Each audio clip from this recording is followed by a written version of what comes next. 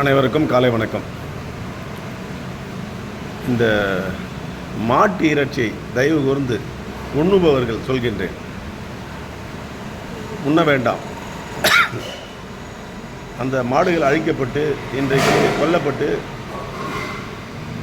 வேலூர் மாங்காமண்டி எதிர், விஷாரம், ஆம்பூர், கஸ்பா, ஓல்டவுன் இப்படிப்பட்ட இடங்களிலே இந்த மாடுகள் கொல்லப்பட்டு தொங்கவிட்டு இருப்பதை பார்க்கும்போது மனதிற்கு மிக வேதனையாக இருக்கிறது. உண்பவன் இருந்தால்தான் கொல்பவன் இருப்பான். எனவே கொல்லக்கூடியவன் கொல்லாமல் இருக்க, உண்ணக்கூடியவன் உண்ணாமல் இருக்க வேண்டும். நீங்கள் தயவு கூர்ந்து இந்த மாட்டு இறைச்சியை, பசுக்களை கொல்வதை தடுக்க உங்களால் முடியவில்லை என்றாலும் உண்ணுவதை நிறுத்துங்கள். அந்த இறைச்சிகளை, எல்லா இறைச்சியும் உண்ண வேண்டாம் என்று நான் சொன்னால் நான் புத்தனும் அல்ல, இயேசுவும் அல்ல, நான் உங்களுக்கு அறிவுரை சொல்ல. ஆனால் படிப்படியாக குறைத்து கொள்ளலாம். எனவே முதலில் மாட்டு இறைச்சியை, மாடுகளை கொல்வதை, பசுக்களை கொல்வதை, அதற்கு ப்ளூ கிராஸ், அந்த கிராஸ், இந்த கிராஸ் என்று எவ்வளோ இருக்கிறது. அவைகளெல்லாம் ஒன்றும் இல்லை. அவர்களும் அதே ரோடில் தான் நின்றது. நான் பார்க்கும்பொழுது வேதனையாக இருக்கிறது. நேற்று காரிலேயே நான் மாங்காய் மண்டியை நோக்கி சென்று கொண்டிருக்கும் பொழுது ஒரு பசு மாடுவை கொன்று நான் வீடியோ படம் எடுத்தால் அங்கு பிரச்சனை உருவாகும்.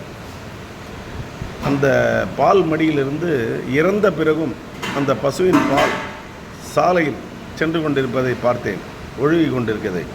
என்னை அறியாமல் என்னால் காரை ஓட்ட முடியவில்லை. வேதனையாக இருந்தது. வீடியோ படம் எடுத்து போட்டிருக்கலாம். ஆனால் அங்கு மாட்டு கடை இறைச்சி ஒரு கடை, 2 கடை அல்ல, 5க்கும் மேற்பட்ட கடைகள் இருக்கிறது.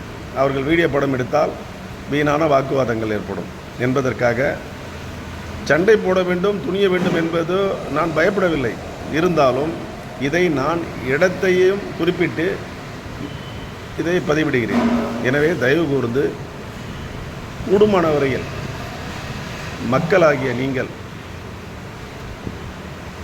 இந்த மாட்டு இறைச்சியை உண்பவர்கள் பின்தங்கிய மக்கள் என்ற ஒரு நிலையை மாற்றி நீங்களெல்லாம் முன்னுக்கு வர வேண்டும் என்ற நோக்கத்தோடும், நோய் நொடி இல்லாமல், அதாவது மாட்டு இறைச்சியை துன்றால் நோய் குணமாகும் எந்த மடையர்கள் சொன்னார்களோ தெரியாது. எனவே அந்த மாட்டு இறைச்சி பெண்களுக்கும் சரி, யாருக்கும், ஒரு தாயை எடுத்துக்கொள்ளுங்கள். அந்த தாய் தன் இரத்தத்தை பாலாக்கி குழந்தைகளுக்கு வளர்த்து ஆளாக்குகிறாள். அதே போன்றுதான் அந்த பாலூட்டி இனமான பசுக்கள். அந்த பசுக்கள் நம்மை வளர்க்கிறது, நம் குழந்தைகளை வளர்க்கிறது. தாய்ப்பால் இல்லாமல் தாய்மார்கள் எவ்வளவோ பேர் குழந்தைகளுக்கு இந்த மாட்டுப்பாலையை நம்பியிருக்கிறார்கள். அந்த மாடுகள் கொல்லப்படுவதை தடுக்கப்பட வேண்டும். அது நமது இந்து கலாச்சாரப்படி ஒரு தெய்வமாகவே பார்க்கப்படுகிறது. அந்த மாட்டு உருவத்திலே பல தெய்வங்களை நாம் காண வேண்டிய அளவிற்கு முன்னோர்கள் பல சான்றுகளை வரைந்திருக்கிறார்கள். ஆனால் இளைய சமுதாயம், அந்த ஜிம், உடல் வலிமை, இதையெல்லாம் மாட்டு இறைச்சி சாப்பிட்டால் என்று அங்கங்கு விரதம் பெற்று கழிஞ்சூர் இப்படிப்பட்ட இடங்களெல்லாம் போர்டை வைத்து அந்த இறைச்சியை விற்பனை செய்தும் முன்னும் வருகிறார்கள். தயவு கூர்ந்து நண்பர்களே, இந்த மாடுகளை கொல்வதை நிறுத்த வேண்டும் என்றால் உண்பதை நிறுத்துங்கள். பிறகு தானாக அந்த மாடுகள் கொல்லப்படுவதை நிறுத்த வழிவகை பிறக்கும். பிறகு பார்க்கலாம். ஆடு, கோழி என்பதை ஊர்வன, பரப்பன, நீந்து போன அனைத்தையும் தான் உண்கின்றோம். ஆனால் இந்த பசுக்களை கொல்வதை தடுக்க தயவு கூர்ந்து வேண்டி கேட்டுக்கொள்கின்றேன்.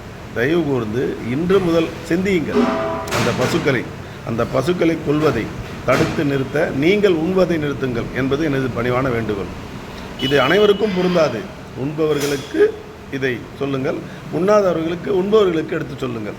நன்றி, வணக்கம்.